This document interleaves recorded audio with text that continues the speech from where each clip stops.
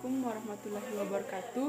Perkenalkan, nama saya Anissa Mitri dari Universitas Pamakaka Mamuju, Fakultas Ilmu Komputer, jurusan Teknik Informatika, kelas A.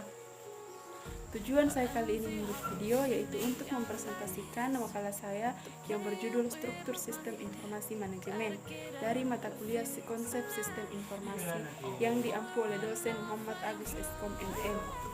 Adapun rumusan masalah yang akan kita bahas pada video kali ini yaitu yang pertama, pengertian sistem informasi, yang kedua, pengertian struktur sistem informasi manajemen, yang ketiga, pengertian sistem informasi manajemen menurut para ahli, yang keempat, perkembangan konsep sistem informasi manajemen, yang kelima, komponen fisik sistem informasi manajemen, yang keenam, contoh sistem informasi manajemen, yang ketujuh, kemampuan sebuah sistem informasi manajemen. Sekarang kita ke pembahasan yang pertama yaitu pengertian sistem informasi. Menurut pemahaman tentang pengertian sistem informasi ini, Agus Mulyanto dalam bukunya yang berjudul Sistem Informasi Konsep dan Aplikasi mengutip beberapa pendapat para ahli. Salah satunya menurut John Alter. Menurut John Alter, sistem informasi adalah kombinasi agar prosedur kerja, informasi, orang, dan teknologi informasi yang diorganisasikan untuk mencapai tujuan dalam sebuah organisasi. Pembahasan yang kedua yaitu pengertian struktur sistem informasi manajemen. Pengertian struktur sistem informasi manajemen adalah sebuah sistem yang digunakan untuk mengolah serta mengorganisasikan data dan informasi yang memiliki manfaat guna mendukung pelaksanaan tugas dan kinerja dalam sebuah organisasi. Pengertian lain mengatakan bahwa sistem informasi manajemen merupakan suatu sistem yang digunakan oleh suatu organisasi atau perusahaan untuk mengolah semua transaksi yang mendukung fungsi manajemen. Pembahasan yang ketiga yaitu pengertian sistem informasi manajemen menurut para ahli. Yang pertama menurut James mengungkapkan bahwa sistem informasi manajemen merupakan metode formal yang menyediakan berbagai informasi yang tepat waktu dan dapat dipercayai oleh berbagai pihak manajemen. Yang kedua, menurut Bornat, sistem informasi adalah kumpulan perangkat keras dan perangkat lunak yang dirancang untuk mentransformasikan data. Yang ketiga, menurut Gordon B. Davis, memaparkan sistem informasi manajemen adalah sebuah sistem yang menerima input data dan instruksi untuk mengolah semua data sesuai dengan instruksi dan menghasilkan sebuah output.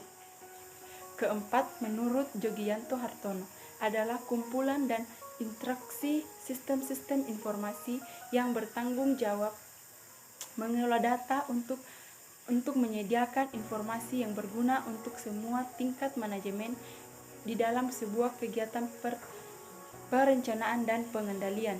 Yang kelima, menurut Leonardo Hasatan Siregar, merupakan sebuah sistem yang terstruktur yang digunakan untuk mengolah data secara komputerisasi. Pembahasan keempat yaitu perkembangan konsep sistem informasi manajemen. Pada pertengahan tahun 1960-an, sebagian besar perusahaan besar akhirnya mengatasi kesulitan dalam penerapan komputer. Pengetahuan tentang komputer pada saat itu masih terbatas pada sejumlah kecil spesialis informasi. Dan para spesialis informasi itu tidak memiliki pengalaman nyata dalam mengarahkan melalui langkah-langkah dari siklus kehidupan sistem. Ada 4 bidang pokok konsep dan pengembangan sistem informasi manajemen. Yang pertama, akuntansi manajerial. Yang kedua, ilmu pengetahuan manajemen. Yang ketiga, teori manajemen. Yang keempat, pengolahan komputer. Pembahasan yang kelima yaitu komponen fisik sistem informasi manajemen. Yang pertama, perangkat keras, yang kedua, perangkat lunak, yang ketiga, database, yang keempat, prosedur, yang kelima, personil operator komputer, analisis sistem, personil data entry, dan jenajer sistem informasi.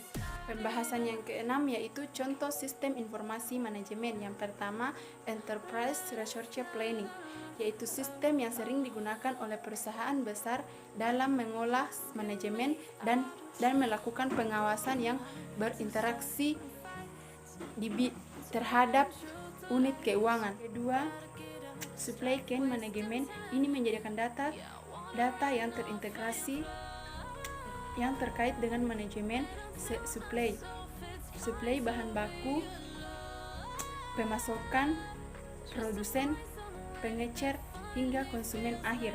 Yang ketiga, transaction processing system. Ini berguna untuk proses data yang jumlah yang besar dengan transaksi bisnis yang rutin. Yang keempat, office automation system.